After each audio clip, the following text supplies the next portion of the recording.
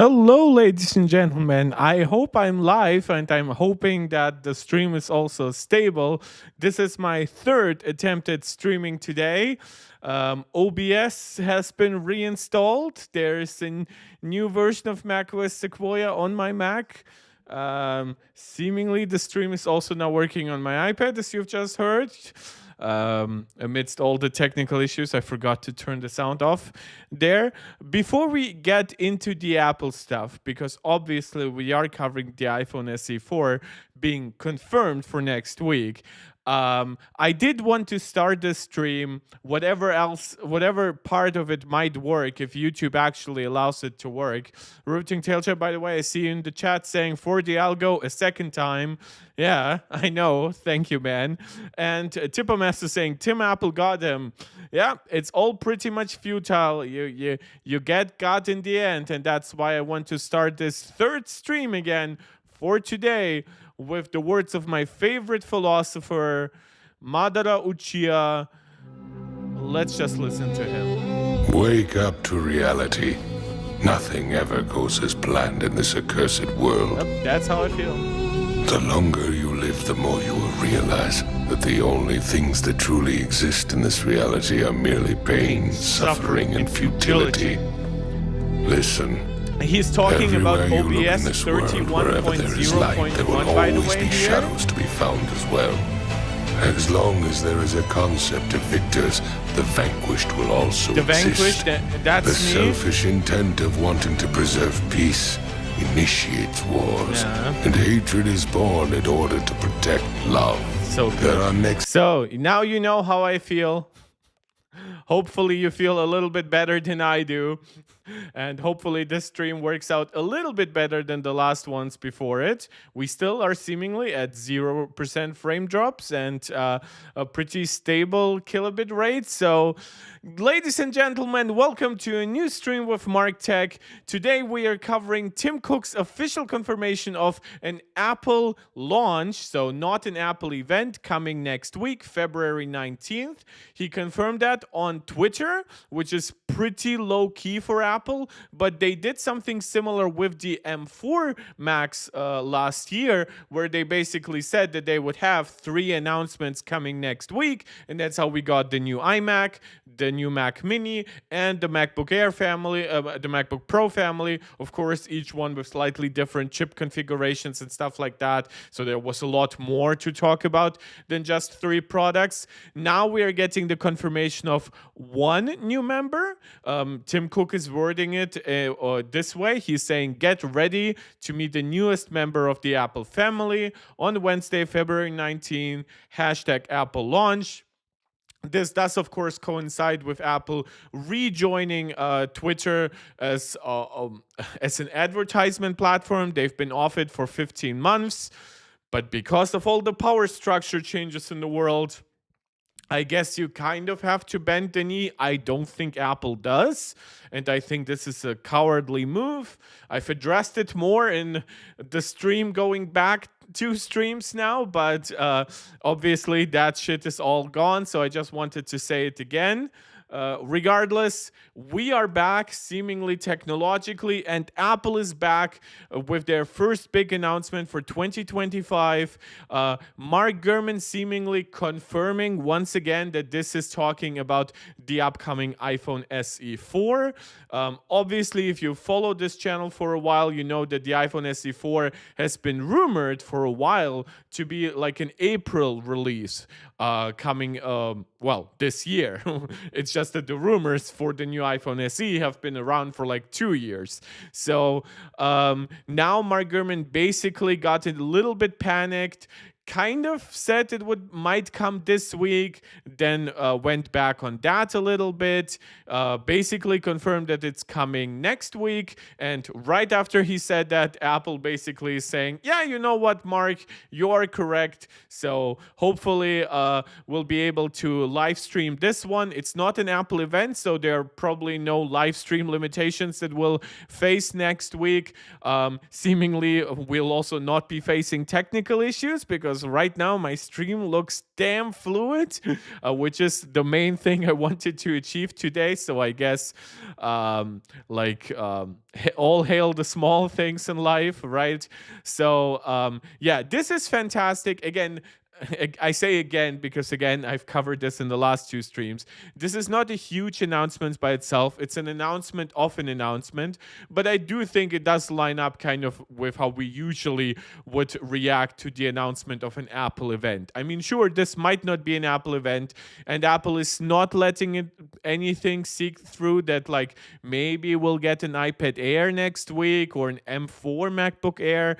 This they are talking about one newest member of the family here. So that leads me to believe that maybe they will have like weeks of events almost. Like Mark Gurman himself said that Apple would launch the M4 MacBook Air in the next coming weeks. So maybe that is what's going to be happening. I had hoped, of course, that we would get like 3 announcements this week, but alas, that is not to happen.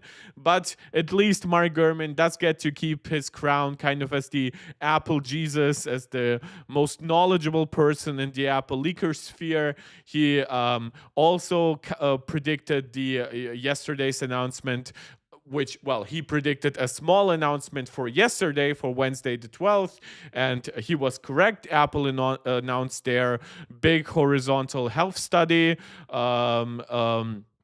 across like their entire Apple ecosystem that they're launching with Harvard and other partners. He also said there would be something Apple Vision Pro happening this Friday, so that would be tomorrow. If it's something big, I'll react to it. Honestly, there seemingly is a good theory here, and that is after Apple made the Apple Vision Pro demo app official, right? Because that app just existed before it, like on the Apple Vision Pros that come in the Apple stores, demo versions. Seemingly, that leads us to believe that tomorrow we'll get the confirmation that Apple Vision Pro will start getting sold in third-party retail stores. Who knows? Maybe there will be like some surprise price drop. That wouldn't be the first time. Going from the original iPhone to the iPhone 3G, there was a major price drop. Maybe Apple understands now that $3,500 for a 256 gigabyte headset is just not really feasible, even if they only plan on selling 500K. But regardless, I don't think we're getting Apple Vision Pro 2 tomorrow. I don't think that Apple would be confirming a launch of something for next Wednesday if they also had something already like in the shotgun to shoot tomorrow. So yeah, this is why I covered this in my last stream, saying, oh, maybe they will like launch something like Apple Vision Pro as a surprise event. After seeing this and seeing that like nobody's talking about any other big reveals coming, at least in the very short-term future, the iPad Air, the MacBook Air, very likely to be announced sometime between now and some point in April, with the iPhone SE4 probably being the start of all somewhat major Apple announcements for this year. Skizit saying, what's dropping? Well, the iPhone SE4 for next week, and we'll have to see whether that means iPad Air, MacBook Air, whether that means all next week or the weeks to come, or maybe all coming like in April. It's hard to say. At this point, maybe Apple will just hold off on anything else until like iOS 18.4 and macOS Sequoia 0.4 and iPadOS 18.4 and everything else is ready, and then it probably makes sense to launch the next iPad and Mac around that and just combine the hype of hardware, software. People are also asking here, like, when are we finally seeing like iOS 18.4 beta? This has also been like a discussion in like the tech sphere where people are really hoping to experience iOS 18.4 with on to get Apple Intelligence in regions like Europe and in new languages. So obviously iOS 18.3 launched a while ago. Now we already have iOS 18.3.1 with security fixes, and it's just funny to see like how long this is getting dragged out. Yeah, but last week we basically got from Mark Gurman that iOS 18.4 is expected for mid of this week. So maybe everything was pushed by a week internally at Apple. I don't know. Maybe they're just like in conflict or whatever with like whatever is happening with the US government, and they like are really careful with all their moves because like now they also have to consider tariffs, and maybe they'll get like less nice treatment from Europe and China now that the US is more like confrontational. I don't know, but yeah, this is a crazy release week or not actually, because like it seemed like everything was so certain, but it just didn't play out the way many of us believed. Benveni, they should release iOS 18.4 ASAP. My problem is not really that they don't, right? Because I am always for waiting until something is ready. Even a beta should not be broken.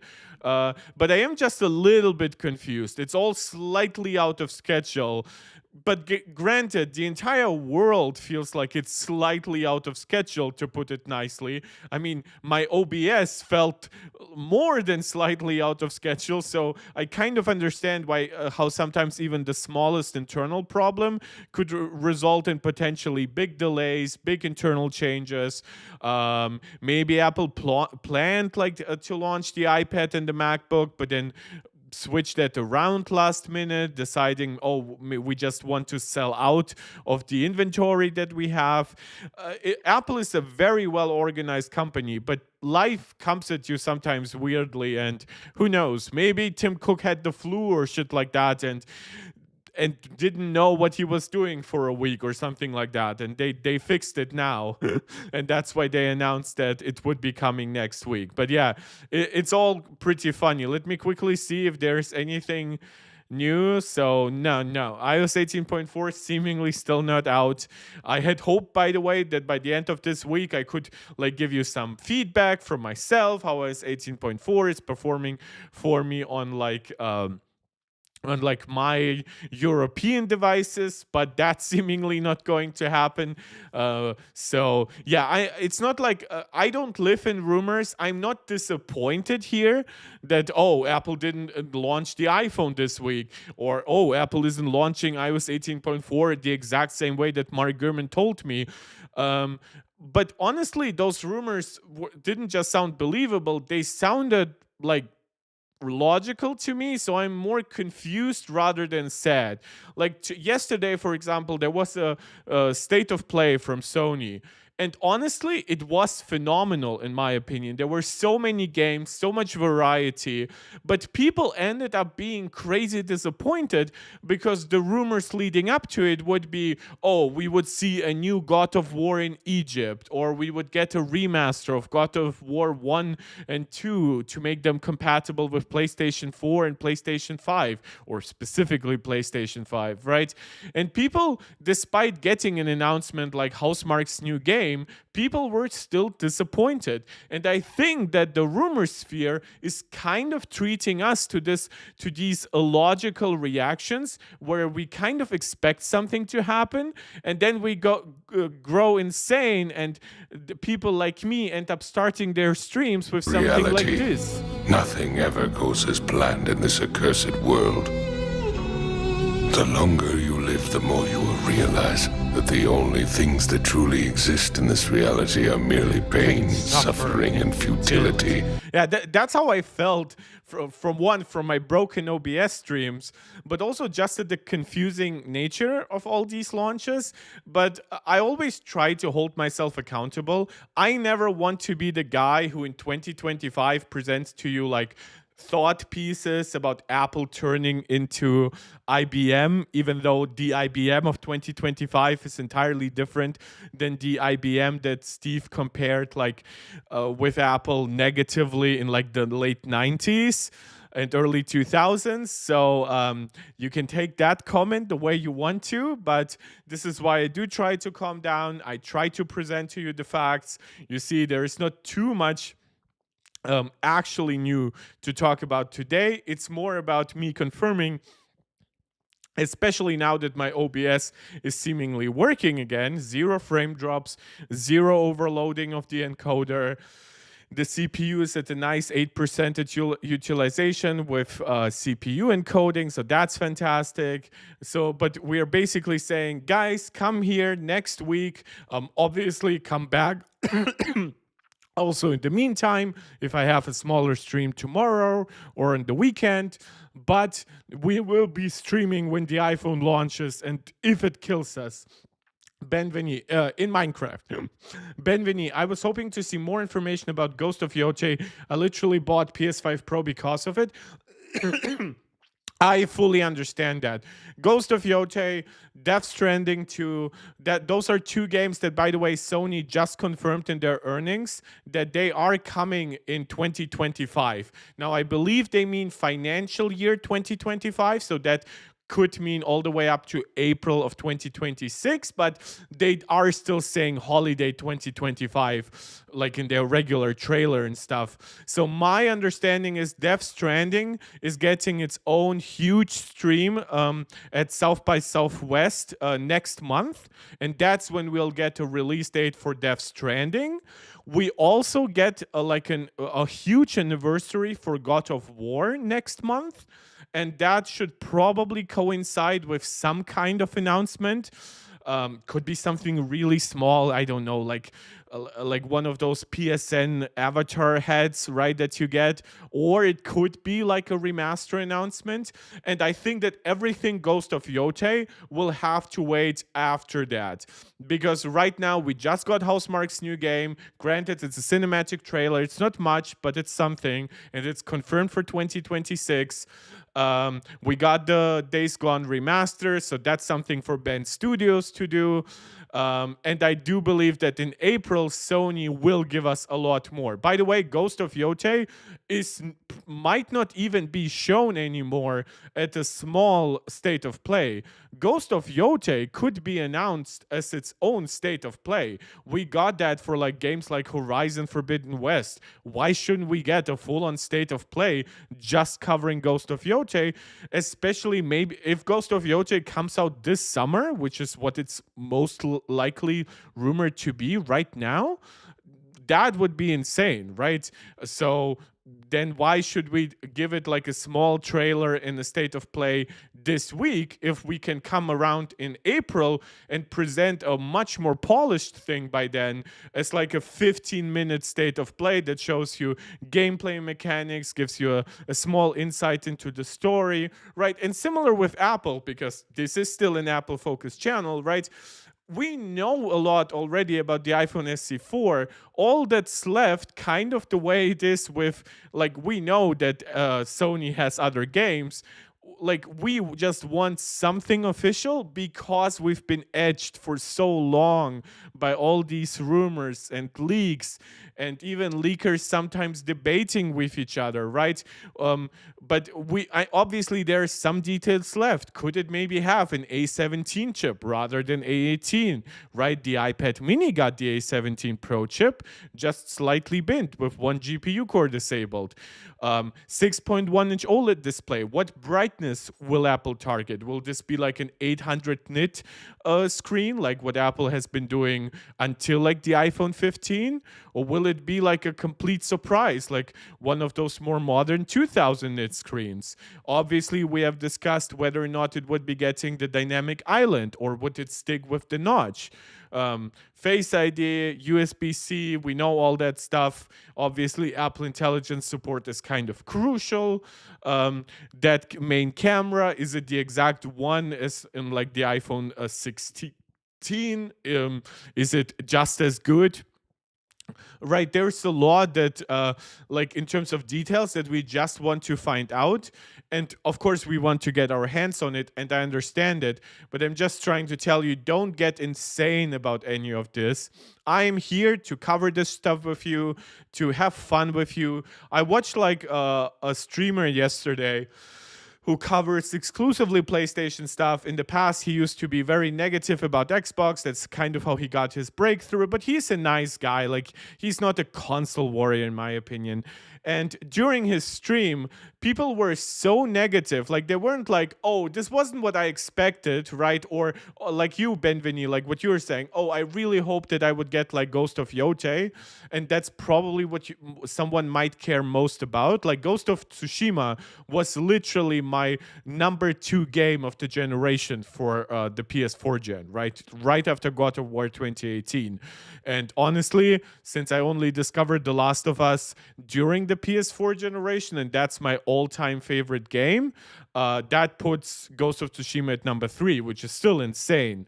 So believe me, I'm incredibly excited about Ghost of Yote. I'm incredibly excited about finding out about the new iPhone, finding out which chip the new iPad Air gets, finding out like maybe there are some pricing changes with the MacBook Air. Maybe Apple makes the storage more attractive or something like that. One thing, by the way, I'm extremely curious about is how does the Apple modem perform inside the new iPhone, right? That to me is like scientifically the most interesting thing about that new iPhone. It's the one piece of hardware that I have no idea how it will perform in real life. But I'm not gonna go insane about it. I have gone insane a little bit today because of my OBS. Now it's seemingly fine, so I'm very happy about that. Very glad you guys are joining. By the way, as always, subscribe to the channel if you haven't yet done so. Like the video, share it out with anybody who you think might enjoy it. Comment. You guys see I love interacting with a lively live chat.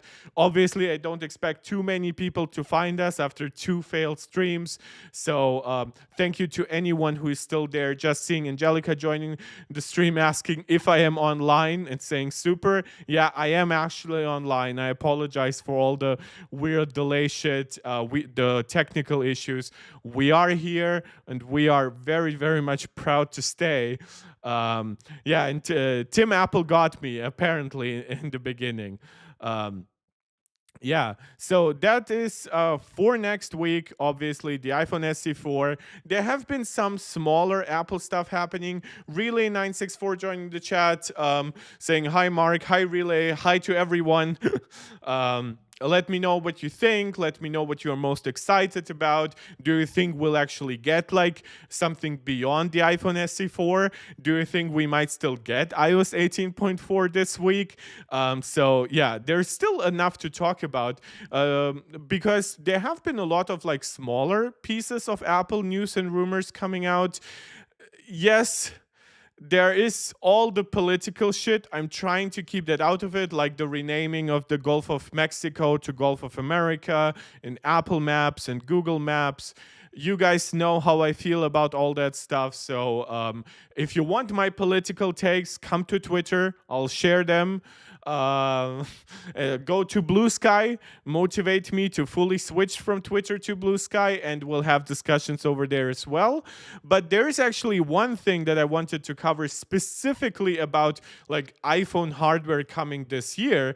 Obviously, because the iPhone SE is kind of the least important iPhone coming this year. Yes, it is gonna bring value to like Apple's $500 market segment, but obviously, for one, on this channel, we even disproportionately covered the Pro iPhones versus the regular iPhones. I know most of you are even like Pro Max guys. So this is actually probably more interesting to my community. But it was a very small rumor coming out earlier today, and it's coming from Digital Chat Station.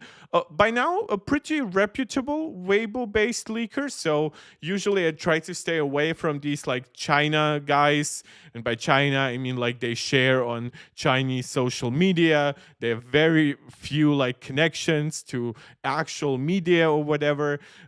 It's very hard to verify anything they say. Their track record is 50-50 or lower.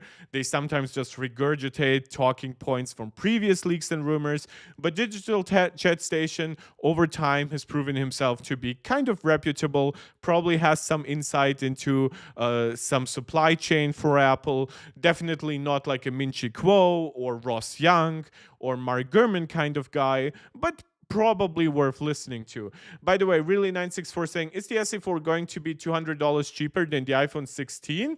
Yes, it's actually, I think that's actually, the way you're wording this is actually really interesting, because $200 cheaper than the iPhone 16 is actually quite small of a gap, because the iPhone 16 starts at $799 in USD, and the highest base price that is rumored for the iPhone SE, at least if it's still limited to 64 gigabytes, I really hope it's not.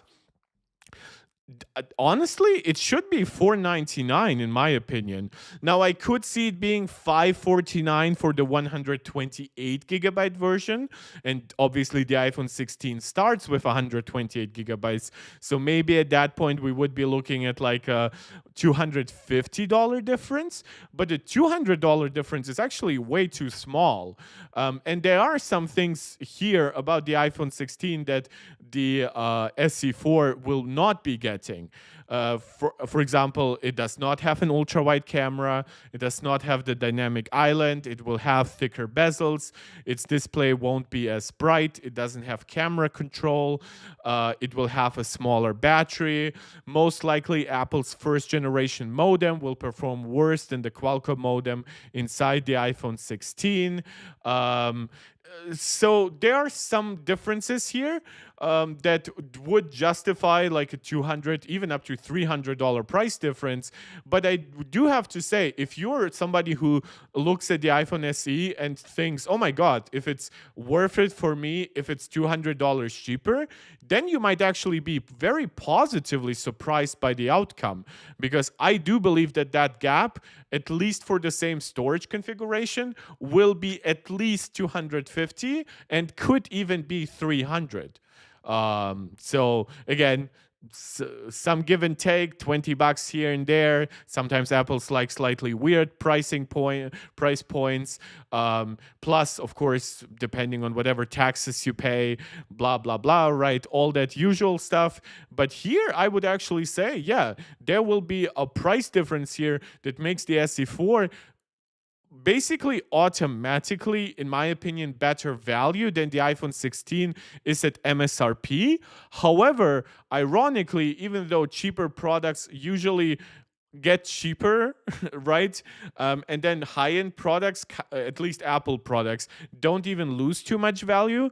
I expect you to actually get deeper discounts percentage-wise for the iPhone 16 than for the iPhone SE4. So let's say the iPhone SE4 is $500 versus the iPhone 16's 800. I could see you getting like $20, $30 price cuts on the iPhone SE4, which isn't even 10%.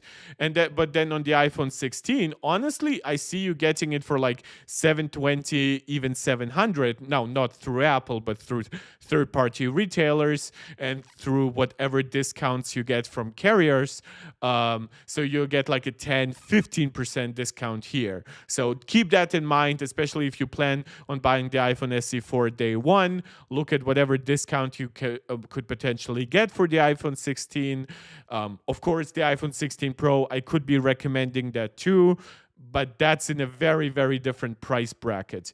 But the new iPhone 13 is around that price, so good for that segment. I actually think the SE was going to be great. Now, yes, it will not have things like promotion. No, it will not have worthless like 2 megapixel macro cameras or whatever, the way like some cheaper Chinese brands try to push some extra cameras onto cheaper devices. It will not have all the niceties of the more expensive iPhones. But I do actually believe that, especially if you're coming from an older iPhone SE, like which currently has like a 2000 milliampere hour battery, this one will have like 200 or something like that. So that alone is just such a transformative difference. The OLED versus LCD, 6.1-inch full screen versus 4.7-inch with with home button, 48 megapixel camera with night mode versus the current iPhone SE4 still not having night mode. So yeah, I do believe that the iPhone SE4 will actually be a big success. And if Apple has to like maybe partner with carriers and third-party retailers to push its MSRP down by like 10% in countries like China and India to better compete with those brands there, hell, all the better, right? Competition is ultimately good for us consumers. I do often shit on companies like Xiaomi and Oppo and Vivo for like stealing way too much, for like sometimes directly copying iOS one to one. But ultimately, I will not cry if Apple has to make the iPhone SE a little bit cheaper. They won't be losing money on it anytime soon. So while I am for Apple in kind of like a, if you want to dumb it down to like a big smartphone war thing, right? Then yeah, I would be like a soldier on Apple's side. But ultimately, I am on my side. I am on your side. I'm on the side of the consumer. And I think the iPhone SE4 will be very good for the consumer.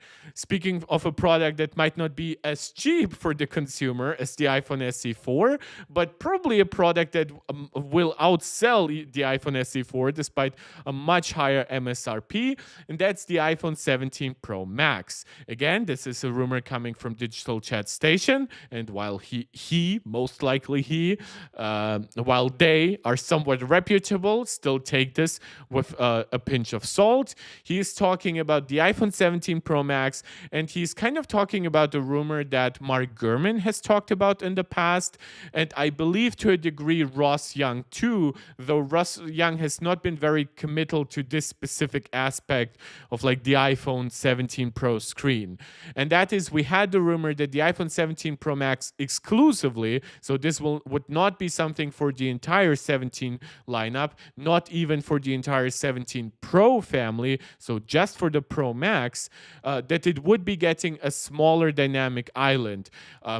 As far as I understand the rumor, they're talking about it being basically like less thick in that regard.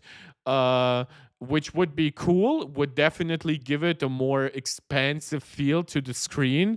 It would also probably interact a little bit less and cover up less parts of videos and games that you might be playing. So that could be really cool. It most likely won't be a transformational change. Like, it's not gonna cut it by 60 or 70% in size, but hey, even if it's 20-25% thinner or something like that, that would still be noticeable, especially with just how nice the screens already are with the extremely slim bezels. We don't have any rumors, for example, about the bezels being any smaller or any changes to the aspect ratio or things like that. So that would probably be the most forward-facing change on the iPhone 17 family. On the backside, we've been rumored to be getting this new camera arrangement. Again, I still see people regurgitating the same rumors from a while ago. Some rumors that have been in dispute ever since they launched. So take it with more pinch of salt. And I think it says a lot that even in like the renders that we get, very few people fully commit to this new back design. Like, let me look this up. iPhone 17 Pro design leak. Change to English.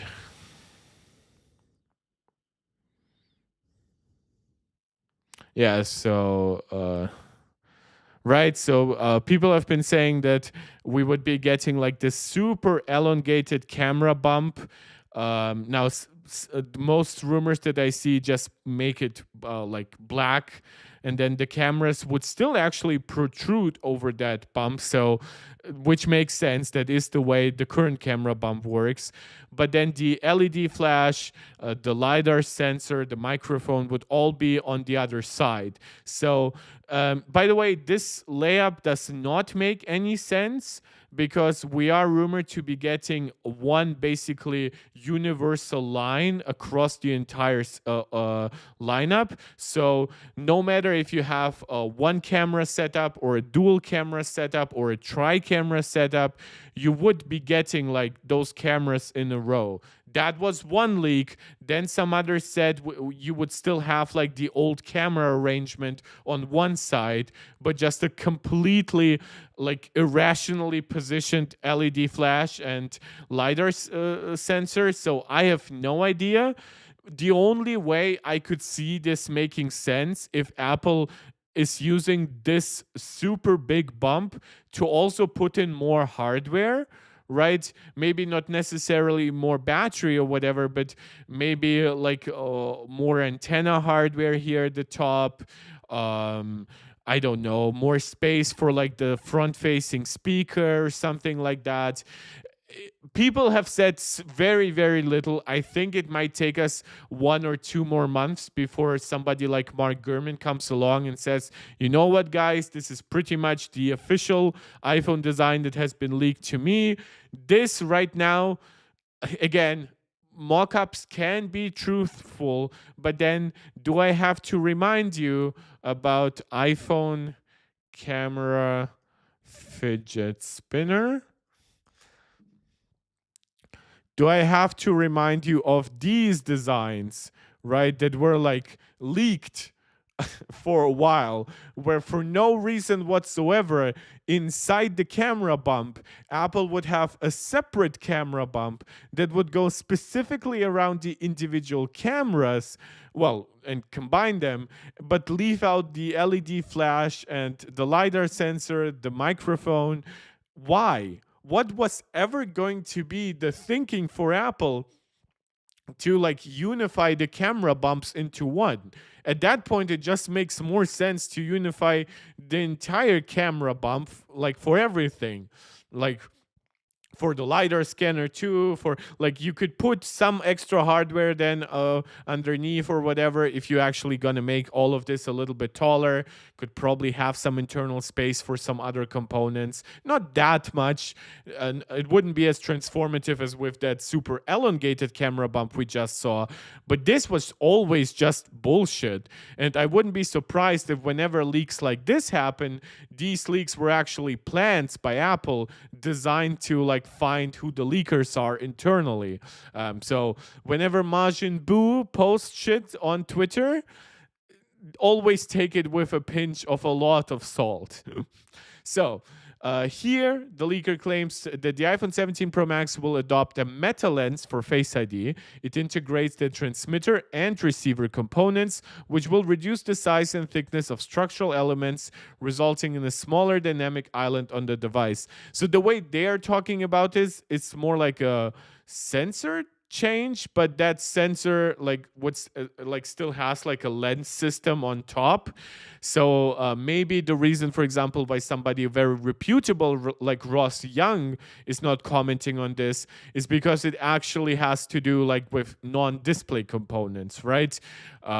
Like, yeah, I would usually expect him to know if like the notch shrinks, and he did predict a few years ago that by the iPhone 17 lineup we would get like basically like a small camera cutout, like not a island.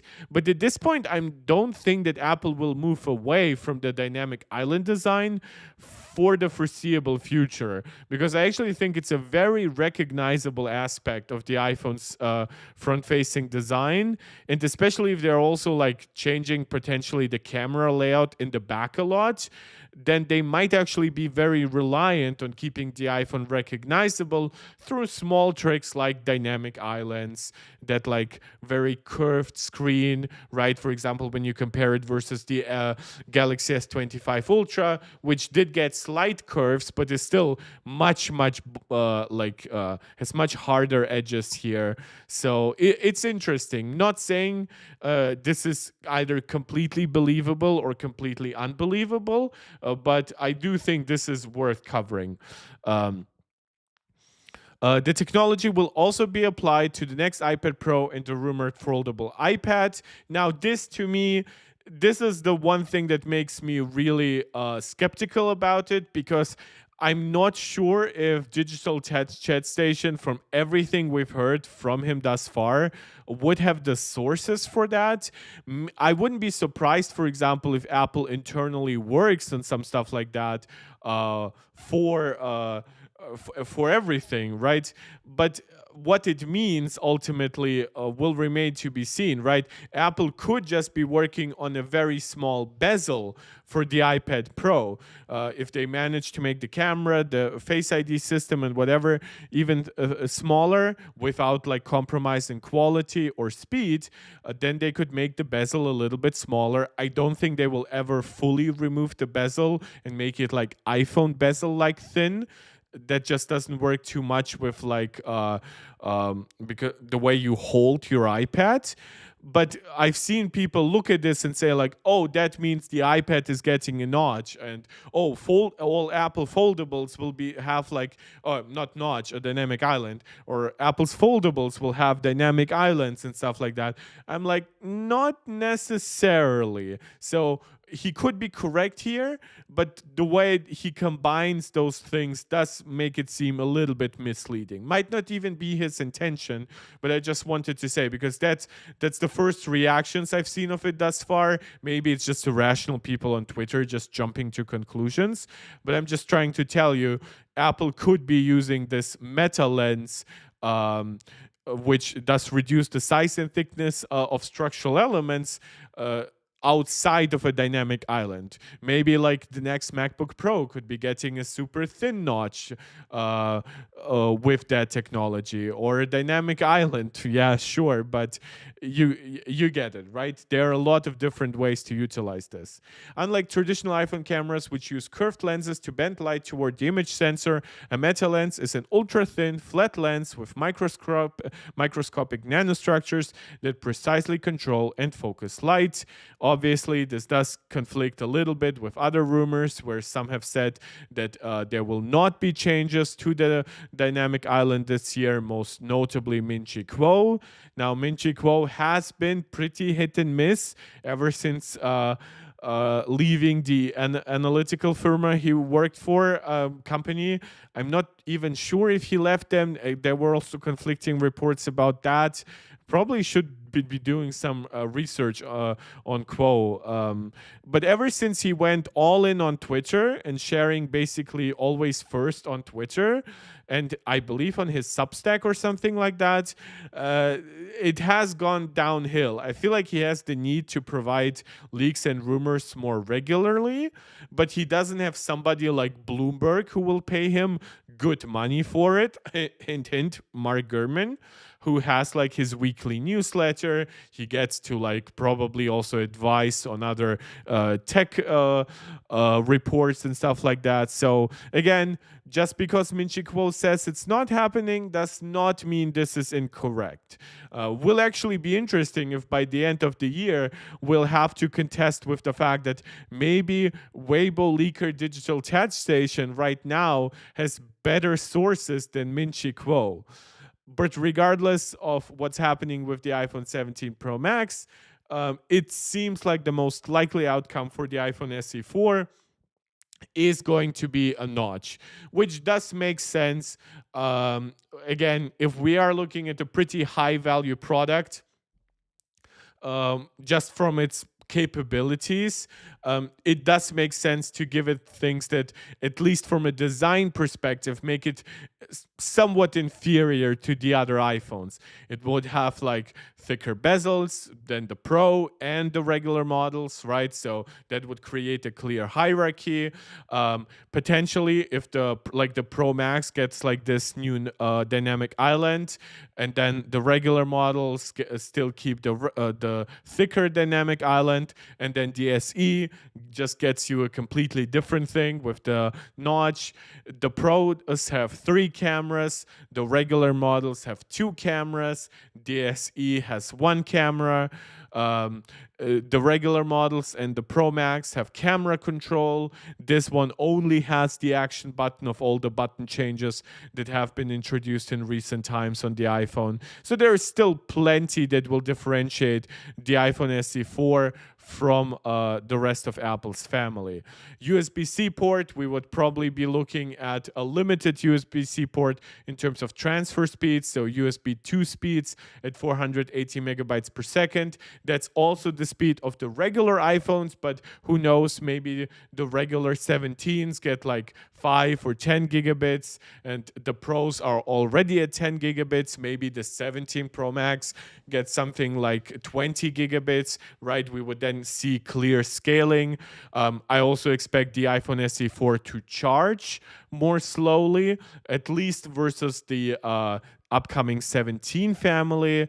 And by the time, obviously, the 17 family launches with their A19 chips, that will be superior to the A18 chip on the iPhone SE4. And even right now, I would expect the iPhone SE4 to have an A18 chip that underperforms versus the regular iPhone 16 and 16 Plus.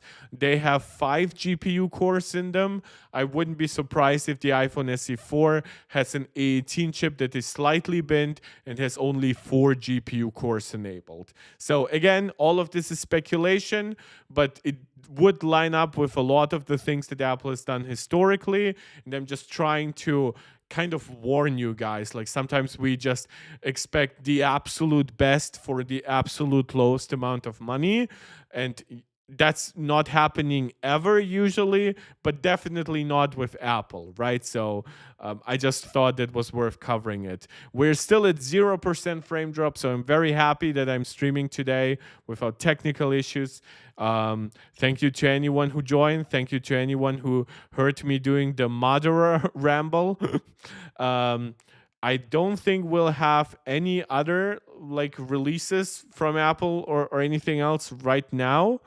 The iOS game just shut down over a mysterious in-app purchase bug. Final Fantasy, okay. Apple tease, talked about that. Unfortunately, had to talk about that. So there's seemingly still no nothing about iOS 18.4, but we do know that iOS 18.4 and Apple Intelligence are rolling out to new regions in April.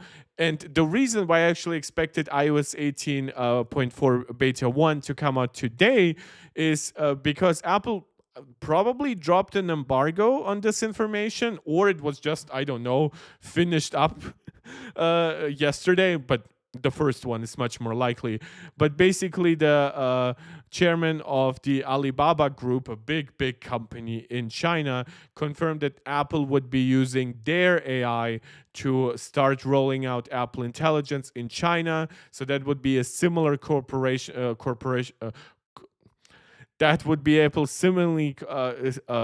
Oh my God, my voice and my brain is just refusing to work. So Apple would be cooperating here with Alibaba in a similar way to what they do right now with OpenAI and ChatGPT.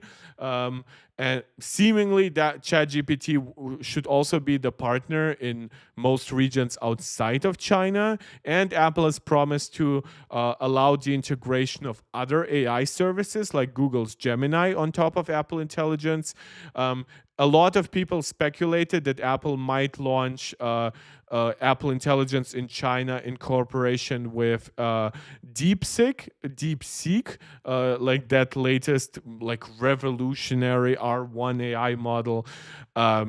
But yeah, seemingly Alibaba is going to be their first big partner. Wouldn't be surprised if in time they allowed like other Chinese AI vendors to integrate on top of that. I doubt that Chinese regulations will make it possible for the likes of OpenAI or Google Gemini to integrate their AIs there, but that's kind of unfortunately the nature of doing business in China. And yeah, it definitely helped Alibaba, sending their stock price to a 3-year high right now to confirm that they're using Alibaba's Quen model. But again, this is something that could change in relatively quickly. And if they allow, let's say with iOS 19, the integration of other AI models, maybe they'll just make that a standard like API on for App Store developers. We could see regular customers just switching to other stuff in China. One thing I'm actually not so sure about is what that means for like the base AI, because if you know how ChatGPT is currently integrated, it's like it's an option with Apple Intelligence, right? But Apple Intelligence itself, Siri and stuff like that, still is Apple stuff, right? DeepSeek, yeah. Jesus Christ. Yeah, Seek. I know. KH. Yeah. Turban and whatever. Like, Jesus, that wasn't a racist thing. I know the difference between Chinese people and Sikhs. Yeah, but like it's because I've been so flabbergasted by my OBS today. Like my throat is dry and I'm completely not thick anymore. I'm very healthy. But yeah, my voice just doesn't want to work. Thank you, Tipo Master, for making me laugh. And the laugh turned British, like the word laugh. Oh, thank you for making me laugh. Jesus. Like, I'll have to like drink way more water once I'm done with this. Uh, so yeah, that's cool, but I'm very surprised that he was able to make that comment on a day where before Apple, right? If this was on the same day with Apple launching the first beta of iOS 18.4, that to me would make a lot of sense. And maybe that actually would line up with what Mark Gurman said last week, where he said he expects the launch of iOS 18.4 beta 1 for the middle of this week. So Apple might have told Alibaba, you know what, starting next Thursday, you can talk about it. But maybe everything was like internally delayed by Apple, and they just forgot to tell Alibaba that, you know what, you can talk about our AI maybe a little bit later too. So again, all of this is speculation. It could just be that Apple does not care if he announces it like a few days before iOS 18.4 beta drops, but usually Apple is pretty control freaky about those things. And yeah, Baidu was also a choice, and DeepSeek, of course, but especially with the latter, that would have almost surprised me a lot. And seemingly, Apple even looked at them as a potential partner, but just because they're so new to the space, I kind of expected that the talks with Baidu and Alibaba, which were always the two most major candidates, I thought, and I think that's still correct, have just been talks for a while, like at least for like 2 or 3 months. And now that Apple has decided on one of them, I don't think they were ever going to change last minute to DeepSeek. I'm going to keep doing that just to piss off Tipo Master. Unless it was actually like 2 times better than everything else. And while the latest R1 model is good, it's not, and probably even better than what Quen and whatever stupid name Baidu has like for their AI model. I really cannot handle all those bullshit model names at this point. But I just the way Apple reacts. Apple likes to be slow. Apple likes to be more official on those things, right? They do want to be nimble overall as a company and do their stuff, but once they like have like partners they're working with, they're not very eager to change them last minute. So again, DeepSeek. might become an Apple AI partner in China down the road, could even become like an optional AI, the way that ChatGPT is currently integrated in the West, but that Apple still hasn't opened up Apple Intelligence to like developers, so they cannot build on top of it the way they officially partnered with ChatGPT yet. Though I assume that will change, but at least by iOS 19, that will for one, that will prevent regulatory pressure, right? I think the US is now also looking into pressuring tech companies into a few things, not necessarily the same things as the European Union, but hey, if Google is big and strong, maybe they might, and like Musk is obviously influential in the White House right now, so he might go to Trump and say, hey, make Apple open up the App Store for us so that we can integrate like XAI on top of Siri or something like that. So I think it just makes sense for Apple to give us an official API for that and just launch it alongside iOS 19. Actually, India just bought a bunch of GPUs as well to make a national AI. Yeah, they should then call it DeepSeek. But knowing the very nationalistic nature of the current Indian government, I doubt that they will give this kind of respect to their to a minority group in their country. Unfortunately, India. I've known so many great people from India, like doctors, scientists. So, and a lot of my viewers are like from India, Bangladesh, Pakistan. To me, it really doesn't matter what one's nationality is, or if you're like centrist or center right, center left. I dislike people just on the extreme sides that cannot say like, oh, you know what, like we want like regulated immigration or whatever, but then people will be like, okay, and I hate all minorities. I'm like, yeah, that is a discussion point that really, really makes you just a bad person. So, just trying to say, whoever you are here, whether you're from India or even whether that you are like Indian, or you're a minority, or whether you're from any other country or minority and from the majority group or the minority group, you're all welcome here. I hope we can all be respectful to each other. I know I'm rambling a little bit, but this is really actually important to me because I do not care about the things like, and I don't mean that negatively, but I genuinely do not care if you might be more right wing than I am or more left wing than I am, right? Or you might have some more nationalistic things, right? Because, oh, maybe you think your country has some issues, but just don't try to bring that here.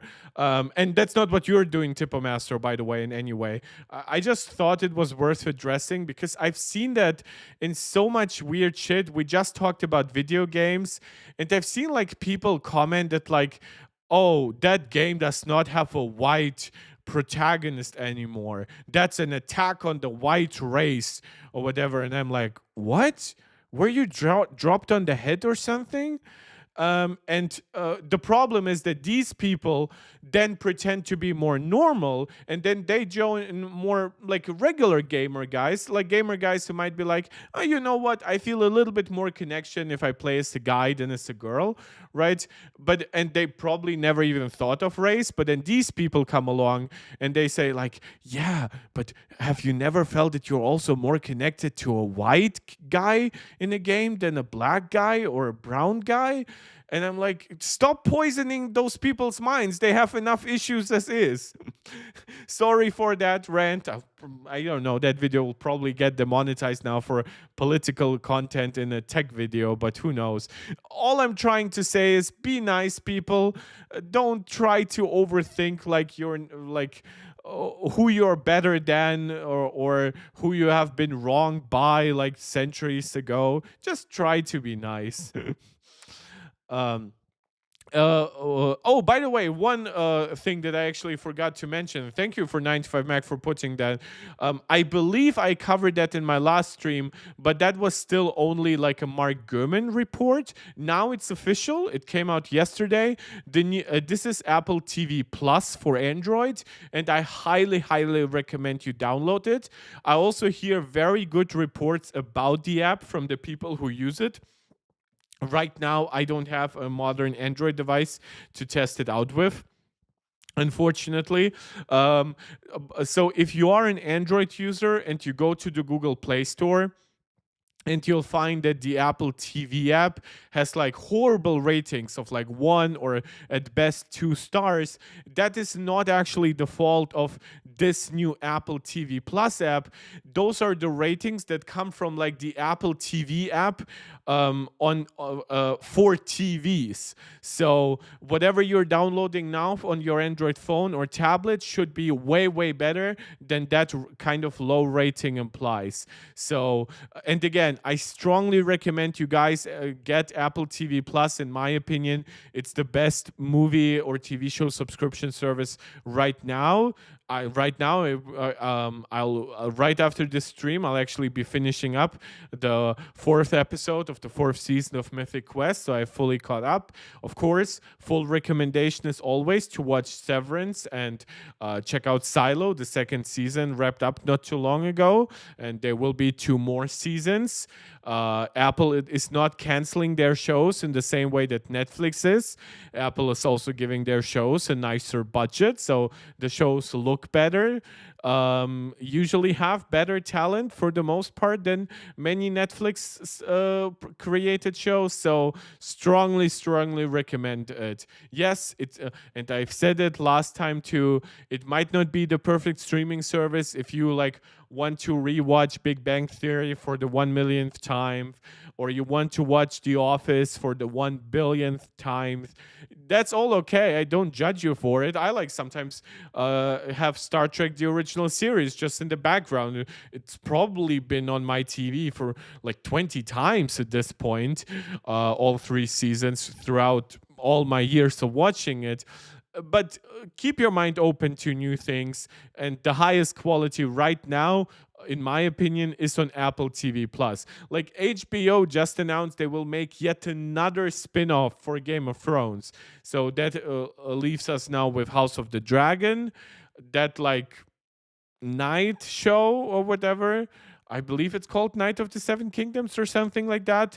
And now it's going to be a show once again about the Targaryens, but probably about Aegon the Conqueror. So, again, if you want to watch yet another show about people in terrible blonde wigs, I guess HBO should be your main streaming service. And it hurts me to say that because I respect HBO so much for for what they have produced over their history.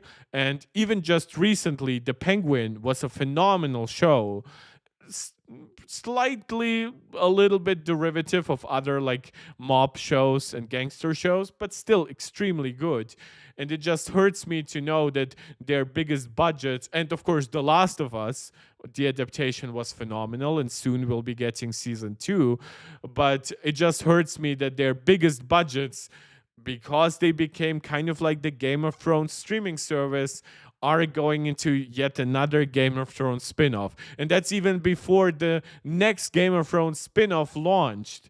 So yeah, guys, get Apple TV Plus. And now it's easier than ever if you are on Android.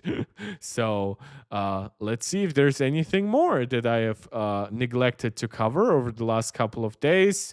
Again, I have covered this briefly at the beginning of the first stream of today. Yeah, there's some regulatory pressure in Europe. I don't take any of this seriously at this point. Some stuff will change, not enough. I think that going after Apple is also so stupid in a world where Google has like 4 times the market share of Apple, and also like has like way more impact on data collection, is way more relevant in like actual online stuff with like Google search and YouTube, and now with AI. I don't mind some regulating for Apple, but honestly I think the biggest thing that Apple should be subject to is just proper taxation, right? To prevent all money from collecting in the hands of a very small amount of people. But the European Union seems to be intent on just changing the nature of Apple's business rather than how many taxes they collect from Apple. So that's just insane to me. There is one last thing I want to do today, and that is I want to react to a video. And no, it's not the Madara clip that I've shown you now 2 times. It is coming from the return of one of my favorite YouTubers. And that is, of course, the one and only Renee Richie. And he made a fantastic video on the choice between iPad or Mac, right? And I just wanted to listen to it. I probably won't have as much to say about it as some more negative reactions that I sometimes do. I do agree with basically everything he has to say here. Well, maybe with a few small caveats. So let's get into it. In this video, I'm going to help you choose between an iPad Pro and a MacBook Pro, or an iPad Air and a MacBook Air. I should also say, because of price points, the iPad Pro is, of course, very close to the MacBook Air rather than the MacBook Pro. But once you consider stuff like the $1,300 price point of the 13-inch iPad Pro, you consider the $350 nature of the Magic Keyboard. Now you're very much competing with the 512 gigabytes, 16 gigabytes of RAM. Also, well, not longer also mini LED screen, but also ProMotion screen, entry 14-inch MacBook, M4 MacBook Pro, I'm sorry, base M4 entry MacBook Pro, because obviously we have like M4 Pro MacBook Pros, M4 Max MacBook Pros, different size choices. So I understand why people usually choose between like the iPad Pro and the MacBook Pro rather than an iPad Pro and the MacBook Air. But technically that is probably the more relevant comparison. And also share why I think so many people, even at Apple, get this one so very wrong so very often. And it all boils down to this: if you need maximum productivity, get a Mac. If you need maximum interactivity, get an iPad. I agree. Again, productivity does depend a little bit on your definition of productivity. If you are in a very creative field, unironically, your productivity is creativity, and in that case the iPad might be better. But even if you like draw, for example, for work, sure, the iPad is way better if it's your only device, but you might be still better off with a MacBook and an iPad. At that point, maybe not an iPad Pro, but something like an iPad mini or an entry-level iPad. Or, for example, something like a Wacom tablet, right? It's a standalone, very productivity-focused device, no other distractions on it, connected to your MacBook. Yeah, so just trying to say, the words productivity, creativity, interactivity, we use them very loosely, even though, or sometimes we pretend like those are not loose terms, but they mean very different things for very different people often. Mostly starry asterisk thing, kinda. I'll get back to that. Right now, I need to try and dispel a couple of very destructive to your pocketbook and stress level misconceptions. Mainly stress level. Rant on. First, nice. Not every single Apple product is meant for every single Apple user. Sure. And that might sound just I'm wicked not sure the if I musical want to obvious, go here, but Dylan just reposted Tim's post. Yeah, that's because Apple started advertising on Twitter again, right? So that's basically Elon acknowledging from his position in the White House right now that, oh, Apple bent the knee, I can be nice to them. There was some rumbling of Starlink integration. Starlink integration has nothing to do with Apple's hardware. There is like no Starlink modem inside iPhones. The Starlink integration is happening through the carrier side, primarily T-Mobile, and it basically reroutes the connection from the satellites to your phone, or it basically pays Starlink to give you rudimentary satellite services for stuff like text messaging. You won't be connecting to Starlink for your regular like 5G or 4G like connectivity. That hardware simply does not exist in your phone. Vivid memory from back when the MacBook Nothing was introduced. You know, the laptop of futures past, the one port wonder, the Air's Air, and just how a bunch of my pundit pals lusted after it. Yeah, the 12-inch MacBook Air was sexy, and I mean, it did introduce USB-C. It also introduced the concept of basically USB-C only. It also got rid of MagSafe as a charging standard, so you were doing everything except for headphone stuff through one USB-C port, and I believe back in the day it was a 5 gigabit per second port. Got it, and then proceeded to suffer and complain for months and months, it felt like, that they needed to carry around the equivalent of a multi-port bag of dongle holding just so they could plug in every accessory they'd accumulated for podcasting, blogging, YouTubing, coding, whatever. And it's also underpowered for those tasks. Like, I'm not saying that obviously, like, yeah, some tasks, they might be forever kind of like fixed almost. Like basic photo editing, for example, you could be getting by with 10-year-old hardware. Even like streaming, unless your app breaks, right? You're probably pretty okay with old hardware as long as you don't want to go with higher resolutions, higher frame rates, right? But the MacBook Air, the MacBook, right? That 12-inch wonder back in the day, it had a slower processor than even a few-year-old MacBook Airs, right? Because it was an okay chip, but it wasn't the greatest by default. And it suffered from just being in a very, very cooling limited device. And battery also, while good definitely for its size category, just once you try to do something demanding, now you just were punished by having a smaller battery than, especially if you were coming from like the MacBook Pro. Of course, port selection, even if you use like a dongle, you're now dealing with the issue. Now, back in the day, of course, you had to use the dongle. It was USB-C only at a time when nothing else was USB-C on the market. But let's even say it was just one USB-C port and everything you are doing requires USB-C. Like, for example, right now in my MacBook, my my earpods are connected through USB-C. I don't have 3.5 millimeter earpods anymore.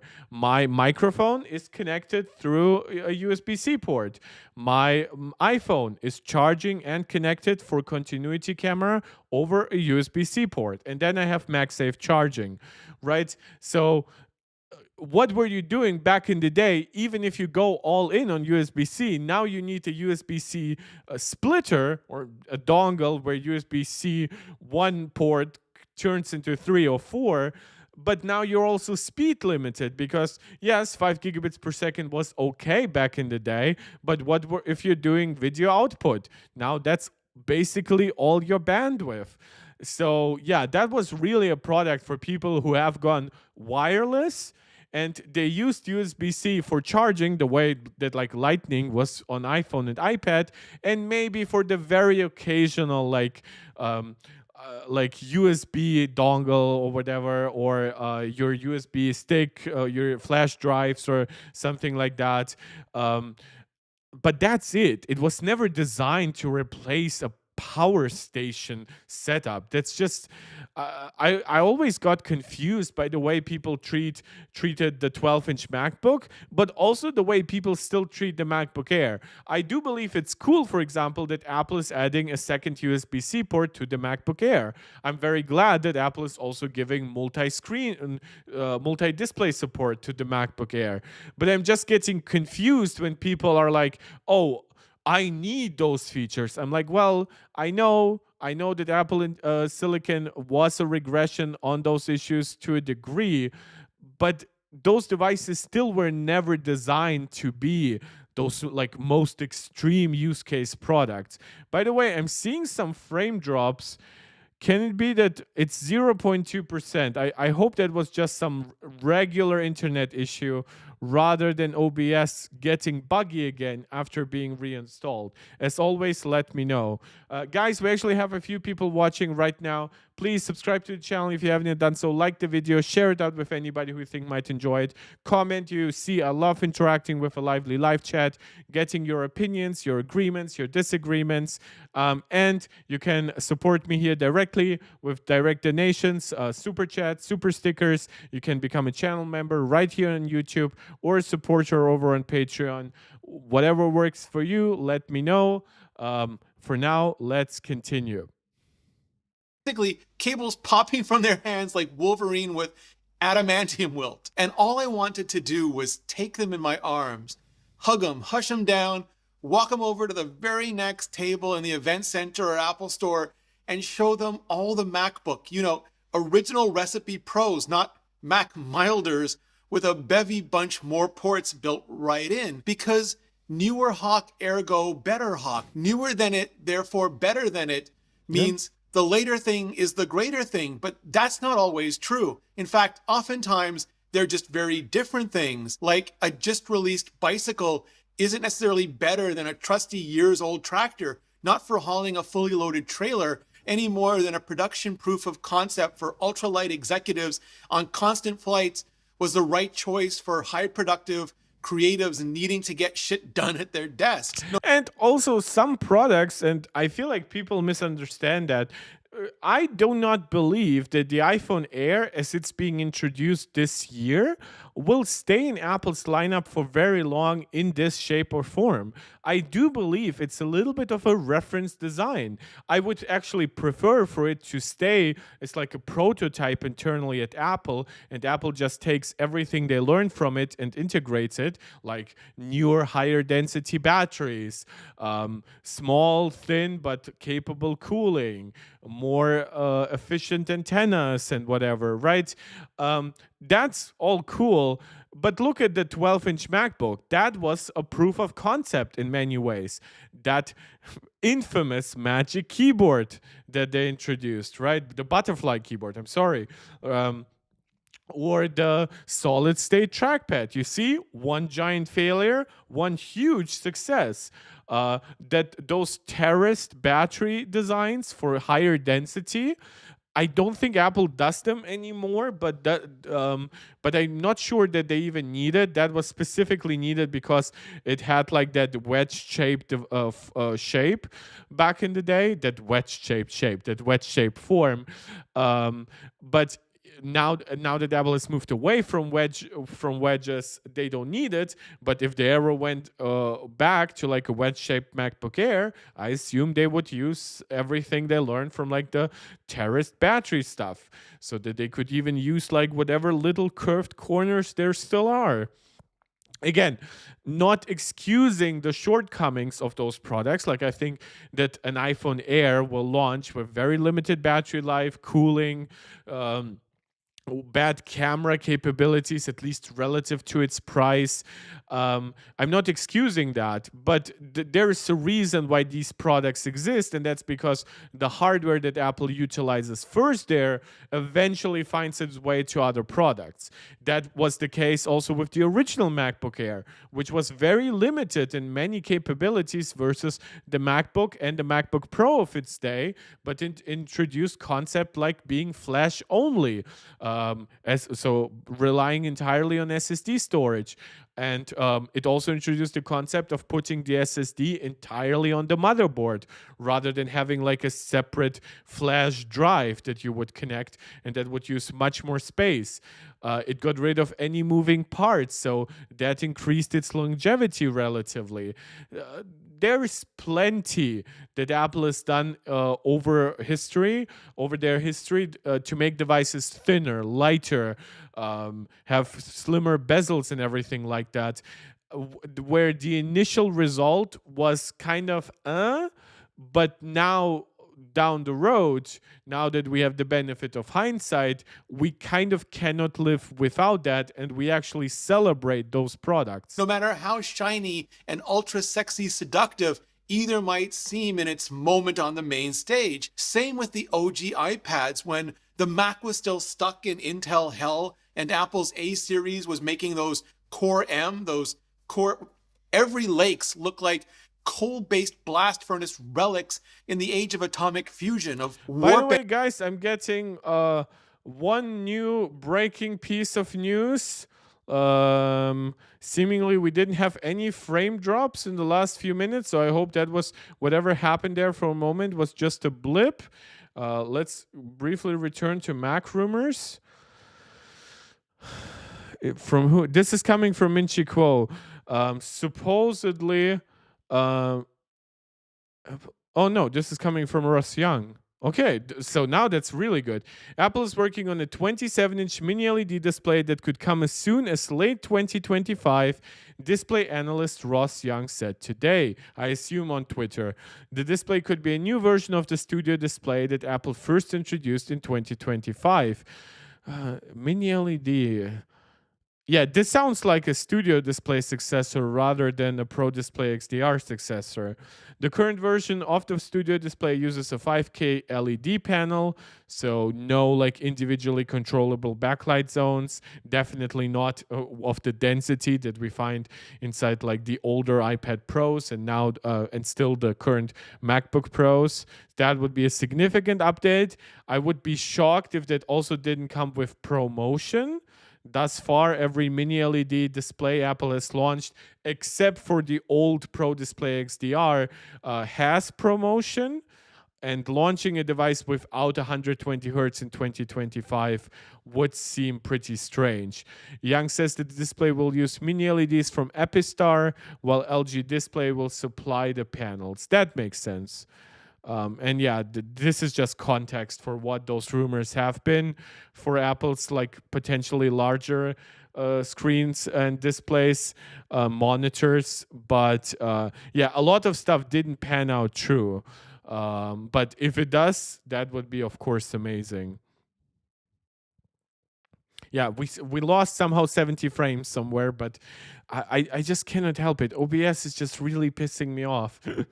Let's finish the Renee Richie video. So that was great, like coverage. Thanks to Twitter that I have on the site open on my iPad, and of course, you guys can also always let me know in the chat what else you would like to see me cover. Engines, and I get it. I mean, I totally get it.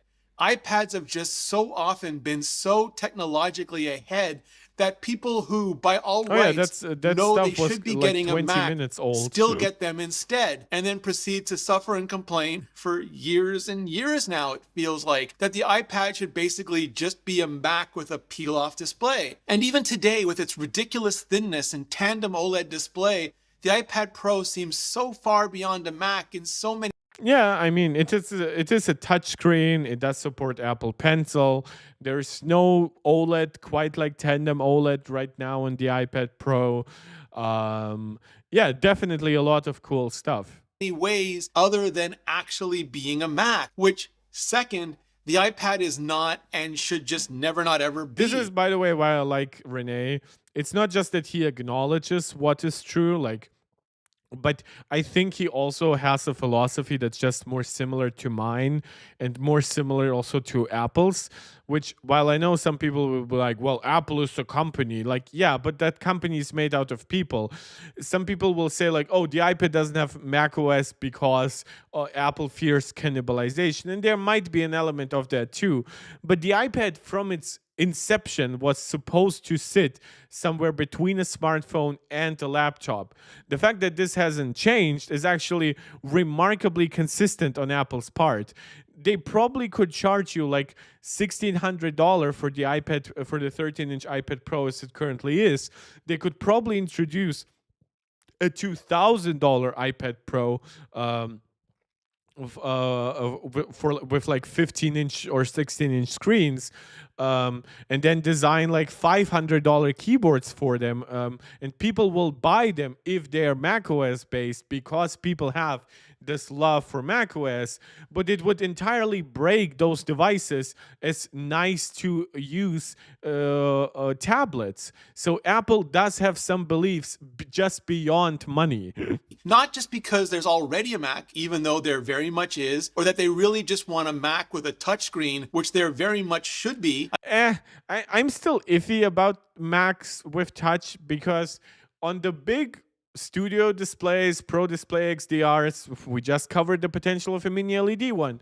Like, it just makes no sense. I understand on a laptop it can make some sense, but everything from just how much smaller the icons are and most UI elements, like when I look at the menu bar just in macOS, I never think of it ever being comfortable enough to touch with my fingers. And once you have to change everything for that, that's kind of what Microsoft tried to do with Windows 8. You kind of end up pleasing no one, not the hardcores who only ever want to use mouse and keyboard and shortcuts and stuff like that, nor the regular consumers who come from a smartphone and a tablet where the user interface is still way better optimized than that halfway point that you would try to target on kind of like a Mac hybrid. I mean, anyone born post iPhone on first contact with the lack of contact will just assume the display is broken rather than bullheadedly. True, but we have products that have touchscreens where people just don't use the touchscreen very much in most use cases. I think one of those products is the Nintendo Switch, right? It does have a touchscreen, and you can use it on like when you're browsing the Nintendo store for the keyboard and whatever. But usually you will just handle all your input with like your joysticks and your buttons. The same thing goes for the Steam Deck. They even went so far as to integrate like little trackpad areas to mimic mouse control for certain games rather than having you rely on the touchscreen. So I absolutely do believe that while he is correct that a non-touchscreen screen feels broken to the new generation, I do believe that it doesn't take too much to teach them, oh, this product is a little different. You have all those other input methods. You don't need the touchscreen here. Non-touch in the age of multi-touch. Big sigh, different video. Yeah, but different video. I say but because the iPad was very specifically envisioned and designed not to be a Mac, not True. to be a traditional computer at all, True. to be very deliberately something else for everyone else, for every doctor, designer, artist, teacher, student, architect, and genius soul who were brilliant but just did not get or simply could not spare a single extraneous for traditional computers and their decades of anachronistic cruft. Like, yes, file systems. It was a supremely focused. Like the issue with file systems, it's not that they are bad by themselves, right? To have like a level of control that goes very deep. The problem with file systems, if they actually force you to interact with like the bowels and the deepest depths of the system, right? Like famously, like even on stage, Apple called out the usage of DLLs being exposed to your regular consumer in the Windows File Explorer, right? That's bad, right? Just having like full-on folder structures for your shit is not. So there are some nuances here. Even changing some deeper file stuff for all your apps, giving you some, potentially also deeper customization, even over how some apps behave, is not bad. But if you are somebody who really prefers just a well-tuned, out-of-the-box experience, and as he says, if maybe your job or just your personal preference doesn't make you interact with tech that much, then yeah, you just want the simplest solution. Fully immersive, directly manipulable gift of care to the majority of the non-nerd world, and that we nerds Not content enough with Mac OS, Windows, Linux, Unix, pretty much all the Nixes have done our best to annex it anyway by endlessly complaining to Apple and the very much. This is why I've also been trying to say about the regulatory stuff, where I'm absolutely fine and even very much support the existence of more open operating systems. Like Android still supports site loading. Yes, they sometimes make it a little bit more complicated. And yes, Google should have been punished for working in the background to prevent like OEMs from integrating their stores. That stuff is bad, right? But I do not think that forcing everyone to run basically an open shop makes sense. Like Apple does run a curated system, and if you want to better distribute money, again, there is taxation. You can also have regulation on how high Apple's commission on the App Store could or should be. You could also have like lawsuits where developers argue for their right to be on the App Store. You could even force Apple to integrate certain APIs, the way you are now forcing Apple, for example, to allow third-party browser engines to come to the App Store. Ironically, by the way, still Chrome on iOS hasn't gotten a Chromium update. So seemingly that big push by the European Union is not something consumers care enough about for Google to actually do it. Maybe they will wait until America allows that too. Maybe they don't see the European Union as a big enough market. I would argue that's a very stupid thing to believe. At least give us like a test flight version or something like that of that. But yeah, I'll just gonna say, to me, like I feel like this is why I always connected so much to Renee Richie. I feel like he does care about what the consumer cares about. And very often when techies talk about tech, they will present arguments that go so far away from the regular consumer. And you talk about stuff like pro-consumerism, the right to repair, and the right to do it yourself.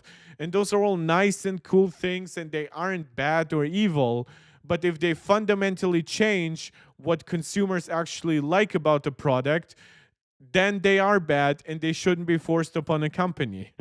Much like nerd-minded people within, that it's just not computer enough, to the point where anytime an influencer now says, Apple listened, I'm just gobsmacked terrified to open my browser and see just what nightmare faster horse has taken the place.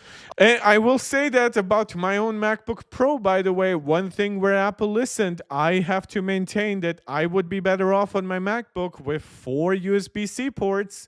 I would be using one extra port to charge my iPad simultaneously here, and also potentially use the 5G connectivity from my iPad to my MacBook when needed, but transferring it even over a USB 2 port rather than wirelessly, resulting in higher energy consumption, potentially a higher latency and stuff like that. I don't need the SD card slot. I definitely don't really need the HDMI port there. The 3.5 headphone jack can stay, doesn't take up much space. But again, even now, I'm not using a 3.5 millimeter headphone pair. So yeah, whenever Apple listens, that also means Apple, like when people collectively say, oh, Apple listened, they also mean that Apple has gone away from something that they clearly previously believed in. Don't get me wrong. There absolutely are good examples of Apple listening, like Apple giving us 16 gigabytes of RAM standard on all M4 devices is Apple listening, and it's only a good thing. By the time Apple moves away from 256 gigabytes of storage on the MacBook Air and the Mac Mini, for example, that will be Apple listening, but it will also be a very good thing. So, yeah, don't get me wrong. It's not like not every time Apple listening is a bad thing. In fact, more often than not, it's a good thing, but sometimes it means they listen to techies rather than to the majority of consumers. Of the next car that should have been all instead of just buying a Mac. This incredible hardware held back by this limited OS is the headline, but it's really a punchline. It's out of line. It's a punchline, not limited. yeah. It's just not for us. It was never for us. Not for the 3 million mail windows that now desecrate the iPad dock, the toaster fridge concessions for text editors, the Schrodinger's taptop, laplet, padbook, or whatever you want to call it, that's so seemingly forgotten that it wasn't meant to be just another next evolution of the keybound typewriter, but the final physical form of an infinite canvas. Hell, why not all of macOS on dual boot? So here we come to it at last. If you can't decide between an iPad and a Mac, and you absolutely can't just get a Mac and keep an iPad nothing on the side, if there can be only one, and you mostly want to do... Yeah, like, and by the way, I doubt that most people, especially dabbling in like $2,000 devices, do have this problem of there can only be one. I think what people do have a problem with is getting potentially a MacBook Pro, but then like a much cheaper iPad, right? Like a basic $300-400 iPad. Let's even say like even an iPad Air at $600 might look kind of like, oh, that's unfair. I paid for the mini LED and the ProMotion screen on my Mac. Now I also have to get an iPad on the side that doesn't have those things. Why can I not just pay for an iPad Pro and get all the iPadness of the cheaper iPad Air and all the Mac and the high-end stuff of my MacBook Pro, right? I understand that. I myself have an iPad Pro and a MacBook Pro for the same reason. But by the time, for example, I might update my iPad Pro to an OLED screen one, I will not cry that my MacBook is still mini LED. By the time if I upgrade my MacBook first, I will not be crying about my iPad being several generations older in terms of its chip architecture. They're just things that you have to compromise with. And even if the money is okay or good, I do sometimes feel people just almost want to spend more money. They almost want to make it kind of more complicated for themselves, even though like there's a reason, for example, why the iPad mini exists. Like it's a very specifically designed product for like people who for whom the smart for example, the Pro Max is large, right? But it's not perfect for reading. But some people might not even want a Pro Max iPhone, right? So for them, the iPad mini is actually way larger than their iPhone because believe it or not everybody wants a 6.9 nice inch iPhone, right? And if you already have a MacBook Pro, sure, it would be nice to have an iPad that matches like its mini LED ProMotion screen, right? But in theory, the iPad mini at that point is perfect for you because now, especially if you have to take both of them with you, now it takes up less internal space. It is way more compact than the 13-inch iPad Pro you would have most likely bought if you were to buy something that combines a Mac and an iPad into one. And you get all the versatility of that small form factor. It's cute. You can give it easier to your kids. It's cheaper. You won't cry as much if it breaks.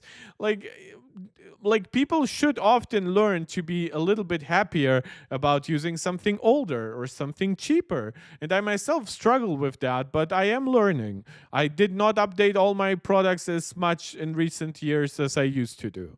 Traditional computery things and need ludicrously high levels of maximum productivity to do it. If what you by the way, I'm not interrupting what he's saying because the recommendations he is saying about if you have a very like cable-y set of work demands, right? Like even what I just described for my live stream. Of course, get a Mac. Don't try to make it work to the point of breaking on an iPad, right? If you need more performance, then there already is a limitation, right? The Pro and Max chips only exist on the MacBook. If you want a really large screen, well, 16-inch and more is MacBook exclusive. iPad ends at 13. So there is so much. And yes, you don't get a touchscreen. Yes, you don't get stylus compatibility. And yes, you get a product that is much worse to like use while sitting on the couch, maybe while you're also watching a movie or something like that. You just scroll through the website. But yeah, right now there at that point you also wouldn't want your iPad while you're just scrolling through Safari to be exactly like a Mac either. So that would constantly require some changes in the user interface. We've seen that with how Microsoft has played around with like the tablet mode on Windows 11, and you click one button and barely anything changes. The icons get a little larger, but still they're often too small to click with your fingers. Or if you like set it up to be actually touch friendly, everything moves moves away from the way it was before, to the point of you cannot even recognize it. It's really not ideal to unite those products. If your work descends from ledgers and typewriters and number pads and typesets and punch cards, just get a Mac. You'll enjoy a Mac. Your life will be better with a Mac. But if the very idea of any of that feels inaccessible, unapproachable, alienating, or just off-putting, if you have zero desire to click and clack your way around cells and forms and docs and IDEs, and just want to touch and paint and draw and sculpt and otherwise immerse yourself in interactivity, if what you want, if your work was born of canvases and drafting tables and modeling benches and sketchbooks and whiteboards, then get an iPad. There's one last criticism I have towards the very last recommendation, and after that we are wrapping up. And that is, yes, I do understand, obviously drawing and stuff like that is easy on the iPad. But for example, like 3D modeling, yes, the iPad is a fantastic tool for like early doodling with your 3D models. But unfortunately, the iPad and the Mac lack a lot of the 3D tools, especially the high-end stuff that some people are very familiar with, especially coming from like Windows and stuff. Like, yes, of course, you do get things like Blender on the Mac, unfortunately not on the iPad, right? So you do still have to consider that a little bit. Just because your workflow is technically more creative, that doesn't mean that the iPad can handle all of that, simply because not all apps exist on the iPad. Now, neither do all apps exist on any other platform, but definitely not on the Mac. There's still a lot of like gaming stuff where Windows is better. And as I said, some 3D workloads are better on Windows. So really research exactly what you need. Now, if you're doing it for yourself, if you're doing it maybe more out of a hobby, then yeah, I would still recommend the iPad there, just because you can now build all your workloads around it. But maybe if you're starting university, like ask your university what apps will you need during your time there, and at that point you might not even just have to choose between an iPad and a Mac. You might even have to be forced to switch between a Mac and the Windows PC in favor of the Windows PC, because some apps, some tools simply are not designed for the Mac. It's all getting a lot better. Apple Silicon, higher market share, more developer interest. The Mac is better than it has ever been, in my opinion. But please make sure you still do your due diligence to make sure that you get the product that actually works for you, so you don't end up working for your product, always fixing problems, having workarounds and things like that. But otherwise, a fantastic video, really getting to the point. And yeah, for most people, I probably will say the iPad is more than fine. And I think the people who know that the iPad is not enough for them, those people already know that, and they don't need me to tell them that.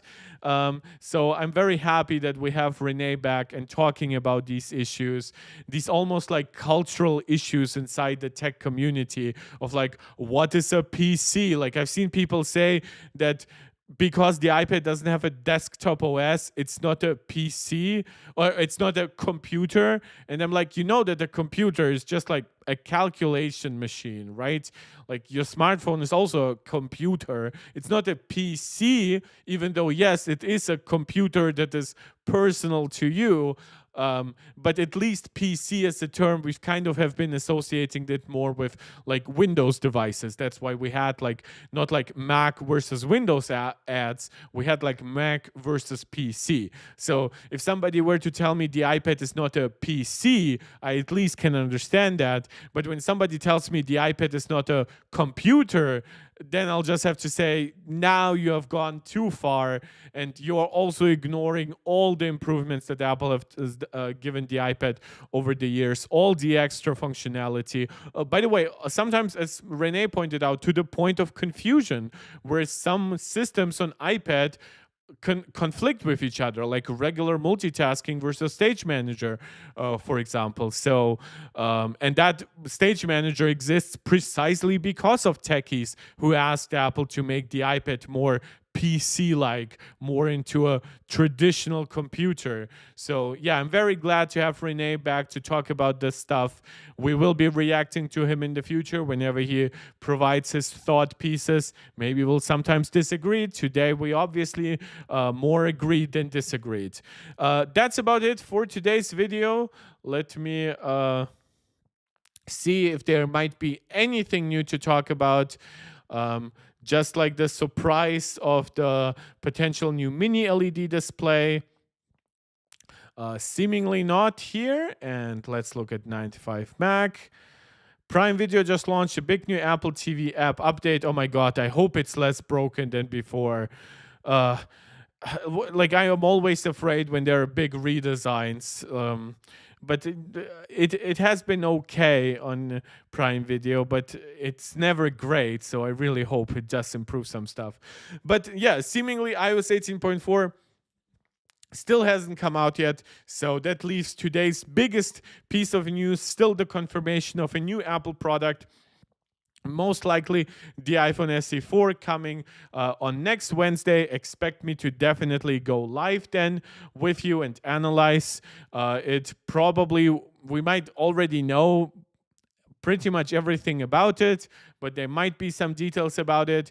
By that point, there will definitely be an iOS 18.4 beta. At least I really hope. And seemingly my streaming has been fixed. We did lose a few more frames. We're at almost 1,000 lost frames this video. So I might have to hope that like we get like a new OBS version or something until then. Or I'll just like delete it and reinstall it right before next week's stream, or I'll play around with hardware versus software encoding. But that's not headaches for you, that's headache for me. So thank you guys so much for joining. I know it has been a big mess today with the 2 attempted streams, now this being technically my 3rd stream of the day. So I'm very glad that you still found the time to join me, to comment, to chat, to like. So thank you so much. Before I leave, last shout out to do all those things again. If you haven't yet done so, subscribe to the channel, like the video if you haven't done so, share it out to anybody who you think might enjoy it, and please don't just comment live, also comment afterwards. That helps a lot with the algorithm, just letting you know. Helps us grow the community, helps us grow the live streams, help us get more voices into the community. And beyond all that, whenever you catch me live, consider leaving a small donation in the form of a super chat or a super sticker. Shout out to Angelica, Steve, and Max Maximus, who are MarkTech Pro Max supporters right here on YouTube. You can also become a supporter here on YouTube or over on Patreon. There are a few different tiers there, including a free one, just so you can more easily communicate with me. But as always, you can also join me on Twitter or on Blue Sky. The links for all that social media stuff is in the description of this channel. Thank you guys so much. I hope I'll be back at least once still this week, and then definitely next week I'll be there for the iPhone SE announcement. Tomorrow we'll get some Apple Vision Pro news if Mark Gurman is to be believed. What exactly remains to be seen. I still think it's very likely that we'll just get the confirmation of it launching in third-party retail stores. I doubt it's anything big. If it's only that, I'm probably not streaming. If it is something bigger, then I will be streaming after work. So, and regardless of what else comes out, let me know what you would like me to react to, what you would like to see me cover. I know that like the latest Xiaomi, Vivo, and Oppo Ultra devices will soon be launching, so I hope I'll be able to react to them as well, though I'm not sure if I'm interested too much in like reacting to the events or even just the press releases. I'll definitely look into like the full reviews though. And as always, a warning that I've already given at the beginning of the year, March is going to be very packed for me, so I will not be streaming as much, maybe once a week, maybe even just once every 2 weeks, and early April too. But then by May, I should be somewhat back to a regularly scheduled program. That's about it for today, though. Again, thank you so much for joining. I'll see you guys next time. This is Mark Tech, tuning out.